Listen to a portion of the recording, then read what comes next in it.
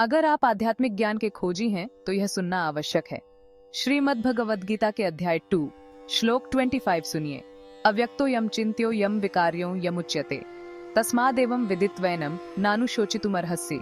इसका सरल अर्थ है कि यह आत्मा न दिखाई देती है, न इसे समझा जा सकता है और न ही इसमें कोई परिवर्तन होता है। इसलिए यह जानकर कि आत्मा हमेशा एक जैसी रहती है, तुम्हें किसी के शरीर के नष्ट होने पर शोक नहीं करना चाहिए। आत्मा अमर है, इसे कोई हानि नहीं हो सकती। आत्मा को सही मायनों में समझने से मन में शांति और स्पष्टता आती है। आत्मा का ज्ञान हमें जीवन के हर पहलू में मार्गदर्शन देता है। इस श्लोक का अर्थ है कि हमें अपने कर्तव्यों का पालन करना चाहिए और फल की चिंता नहीं करनी चाहिए। यह हमें सिखाता है कि कर्म करना हमारा अधिकार है, लेकिन फल की चिंता करना नहीं। इस श्लोक के अर्थ पर विचार करें। भगवद गीता के और ज्ञान के लिए जुड़े रहिए। दोस्तों, अब हम श्रीमद् भगवद गीता के अध्याय 2 श्लोक 26 के बारे में बात करेंगे। ये श्लोक कुछ ऐसा है, अच्छैनम नित्य जातम नित्यम व मन्यसे मृतम तथापि त्वम महाबाहो नैवम शोचितुमर्हसि। अब इस श्लोक का आसान मतलब समझते हैं। भगवान कृष्ण अर्जुन को समझा रहे हैं कि भले ही तुम ये मानो कि आत्मा पैदा होती है और मरती है, फिर भी अर्जुन तुम्हें शोक नहीं करना चाहिए। क्यों? क्योंकि आत्मा अमर है। जन्म और मृत्यु सिर्फ शरीर के लिए है। इस ज्ञान से हमें मुश्किलों का सामना करने की ताकत मिलती है। इस श्लोक के अर्थ को समझिए और अपने जीवन में ढालिए। इस श्लोक का महत्व हमारे जीवन में बहुत गहरा है। इसे समझकर हम अपने जीवन को और भी सार्थक बना सकते हैं। तो चलिए इस ज्ञान को अपनाएं और अपने जीवन में शांति और संतुलन लाएं। भगवद गीता के ज्ञान के लिए हमारे साथ जुड़े रहिए। दोस्तों, अब हम भगवद गीता के दूसरे अध्याय के श्लोक 27 के बारे में बात करेंगे। इस श्लोक में भगवान कृष्ण अर्जुन को बहुत जरूरी बात बता रहे हैं।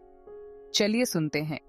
जातस्य हि ध्रुवो मृत्युर्भुवम जन्म मृतस्य च तस्मात् परिहार्यर्थे न तो शोचितुमर्हसि। इसका मतलब है, जो पैदा होता है उसकी मौत तो पक्की है और जो मर जाता है उसका दोबारा जन्म भी जरूर होता है। इसीलिए अर्जुन, तुम ऐसी चीज के लिए दुखी मत हो जिसे तुम बदल नहीं सकते। भगवान कृष्ण हमें समझा रहे हैं कि जिंदगी और मौत का ये खेल चलता ही रहेगा। इसे मान लेना और इसके लिए रोना धोना नहीं, यही तो असली समझदारी है। इस सच्चाई को अपने अंदर उतार कर हम अपनी जिंदगी में भी थोड़ा सुकून ला सकते हैं। भगवद गीता के और भी ज्ञान के लिए हमारे साथ बने रहे। दोस्तों, अब हम भगवद गीता के दूसरे अध्याय के श्लोक 28 पर बात करेंगे। इस श्लोक में कृष्ण भगवान अर्जुन को आत्मा के अविनाशी स्वरूप के बारे में समझाते हैं। वो कहते हैं कि आत्मा जन्म और मृत्यु के चक्र से परे है। तो चलिए सुनते हैं। अव्यक्तादीनि भूतानि व्यक्त मध्यानि भारत अव्यक्त निधनान्य तत्र का परिदेवना। इसका मतलब कुछ ऐसा है, सारे जीव पहले दिखाई नहीं देते, फिर जिंदगी में आते हैं और आखिर में फिर से गायब हो जाते हैं। आत्मा अविनाशी है, जो जन्म और मृत्यु के चक्र से परे है। उसके लिए रोने धोने का कोई फायदा नहीं। यहाँ कृष्ण भगवान ये बताना चाहते हैं कि आत्मा का ये खेल तो चलता ही रहेगा, हमें इसे मान लेना चाहिए। इस श्लोक को समझकर हम अपनी जिंदगी में कुछ शांति ला सकते हैं। इस बात को अपने दिल में उतारते हैं। भगवद गीता के और भी ज्ञान के लिए हमारे साथ जुड़े रहिए। दोस्तों, अब हम भगवद गीता के दूसरे अध्याय श्लोक 29 पे बात करेंगे। इस श्लोक में कृष्ण जी आत्मा के बारे में बताते हैं, जो एक बहुत ही रहस्यमयी चीज है। चलिए पहले श्लोक सुनते हैं। आश्चर्यवत् पश्यति कश्चिदेनम आश्चर्यवद् वदति तथैव चान्यः आश्चर्यवच्चैन्मन्यः शृणोति श्रुत्वाप्येनम वेद न चैव कश्चित्। इसका मतलब है कि कुछ लोग आत्मा को देखकर हैरान हो जाते हैं, जैसे वो कोई बहुत अद्भुत चीज हो। कुछ लोग इसके बारे में भी अद्भुत बातें करते हैं। कुछ इसे सुनते हैं लेकिन फिर भी पूरी तरह से समझ नहीं पाते। तो दोस्तों, कृष्ण जी यहाँ यही बताना चाहते हैं कि आत्मा इतनी गहरी और रहस्यमयी है कि इसे समझना बहुत मुश्किल है। अगर आप गीता के बारे में और भी जानना चाहते हैं तो हमारे चैनल को सब्सक्राइब जरूर करें। दोस्तों, अब हम श्रीमद् भगवद गीता के दूसरे अध्याय के श्लोक 30 के बारे में बात करेंगे। चलो पहले श्लोक सुनते हैं। देहि नित्यम वध्योयम देहे सर्वस्य भारत तस्मात् सर्वाणि भूतानि न त्वं शोचितुमर्हसि।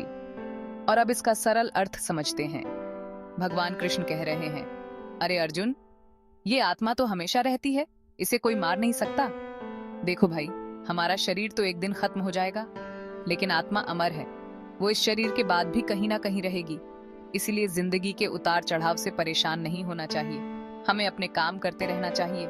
जीवन में शांति और संतुलन बनाए रखें और हमेशा याद रखें, आत्मा की शांति ही सच्ची शांति है। आत्मा की शांति से ही जीवन में सच्चा सुख मिलता है। अगर आपको ये वीडियो अच्छा लगा तो हमारे चैनल को सब्सक्राइब जरूर कर लेना। हम भगवद गीता के और श्लोकों के बारे में बात करेंगे। दोस्तों, अब हम श्रीमद् भगवद गीता के दूसरे अध्याय के श्लोक 31 पर चर्चा करेंगे। तो चलिए पहले श्लोक सुनते हैं। स्वधर्ममपि चावेक्ष्य न विकम्पितुमर्हसि, धर्म्याद्धि युद्धाश्रेयोऽन्यत् क्षत्रियस्य न विद्यते। अब इसका मतलब समझते हैं। भगवान कृष्ण अर्जुन से कहते हैं, अरे अर्जुन, अपने कर्तव्य को देखकर तुम्हें घबराना नहीं चाहिए। श्री कृष्ण अर्जुन को समझा रहे हैं कि युद्ध में लड़ना ही उनकी जिंदगी का मकसद है। एक योद्धा का सबसे बड़ा धर्म है धर्म युद्ध में हिस्सा लेना। उसे अपना ये फर्ज बिना किसी डर या दुह के निभाना चाहिए। हमें भी अपनी जिंदगी में अपने कर्तव्यों को पूरा करना चाहिए, फिर वो कितने ही मुश्किल क्यों ना हो। अगर आपको ये वीडियो पसंद आया तो हमारे चैनल को सब्सक्राइब जरूर कर लेना। हम गीता के और श्लोकों के बारे में बातें करेंगे। दोस्तों, अब हम श्रीमद् भगवद गीता के दूसरे अध्याय के श्लोक 32 का सरल अर्थ जानेंगे। तो चलिए पहले श्लोक सुनते हैं। यदृच्छया चौपन्नम स्वर्ग द्वारम पावृतम, सुखिनः क्षत्रियाः पार्थ लभन्ते युद्धमीदृशम। भगवान कृष्ण अर्जुन से कहते हैं, हे पार्थ, ये युद्ध जो बिना मांगे तुम्हारे सामने आया है, यह बहुत बड़ी किस्मत की बात है, क्योंकि यह युद्ध स्वर्ग का द्वार खोल देता है। ऐसे युद्ध जो धर्म और सच्चाई के लिए लड़े जाते हैं, वही सबसे भाग्यशाली योद्धाओं को मिलते हैं। इसलिए अर्जुन, तुम भी अपने कर्तव्य को पूरा करने से पीछे मत हटना। यहाँ भगवान कृष्ण अर्जुन को समझा रहे हैं कि यह युद्ध एक आशीर्वाद है। धर्म के लिए लड़ा गया ऐसा युद्ध स्वर्ग के द्वार खोलता है। कृपया हमारे चैनल को लाइक और सब्सक्राइब करें और अपने दोस्तों के साथ भी इस ज्ञान को साझा करें। यह आपके जीवन में सकारात्मक बदलाव ला सकता है। दोस्तों, अब हम भगवद गीता के दूसरे अध्याय का श्लोक 33 समझेंगे। चलो पहले श्लोक सुनते हैं। अथ चेत्त्वमिमं धर्म्यं संग्रामं न करिष्यसि, तथा स्वधर्मं कीर्तिं च हित्वा पापं वाप्स्यसि। यहाँ भगवान कृष्ण अर्जुन से कह रहे हैं, अरे अर्जुन, अगर तुम इस धर्म की लड़ाई से पीछे हट गए तो तुम अपने क्षत्रिय धर्म को छोड़ दोगे। इससे तुम्हें न सिर्फ बुरा नाम मिलेगा बल्कि पाप भी लगेगा, क्योंकि अपना फर्ज छोड़ना धर्म के खिलाफ है। तो अर्जुन, अपने कर्तव्य को पूरा करो और इस धर्म युद्ध में डटकर लड़ो।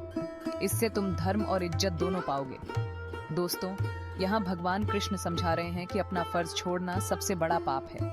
धर्म और सच्चाई के लिए लड़ना ही एक सच्चे योद्धा का धर्म होता है। तो प्लीज हमारे चैनल को लाइक और सब्सक्राइब करो और इस ज्ञान को अपने दोस्तों के साथ भी शेयर करो। इससे आपकी जिंदगी में भी अच्छे बदलाव आ सकते हैं। दोस्तों, अब हम भगवद गीता के दूसरे अध्याय का श्लोक 34 समझेंगे। चलिए पहले श्लोक सुनते हैं। अकीर्तिं चापि भूतानि कथयिष्यन्ति ते व्ययाम, संभावितस्य चाकीर्तिर्मरणादतिरिच्यते। यहाँ भगवान कृष्ण अर्जुन को समझा रहे हैं, अगर तुम लड़ाई छोड़ दोगे तो लोग तुम्हारी बुराई करेंगे और इज्जतदार इंसान के लिए बदनामी मौत से भी बुरी होती है। दोस्तों, इस श्लोक में भगवान कृष्ण अर्जुन को बता रहे हैं कि अगर तुम इस लड़ाई से पीछे हटोगे तो लोग तुम्हें हमेशा कायर कहेंगे। इसलिए तुम्हें अपने फर्ज से पीछे नहीं हटना चाहिए। भगवान कृष्ण का ये पैगाम आज भी हमारे लिए बहुत मायने रखता है। इज्जत और अपने फर्ज को निभाकर ही हम असली कामयाबी हासिल कर सकते हैं। दोस्तों, इस श्लोक का महत्व समझने के लिए हमें अपने जीवन में इसे अपनाना चाहिए। इससे हमें सच्ची शांति और संतोष मिलेगा। धन्यवाद।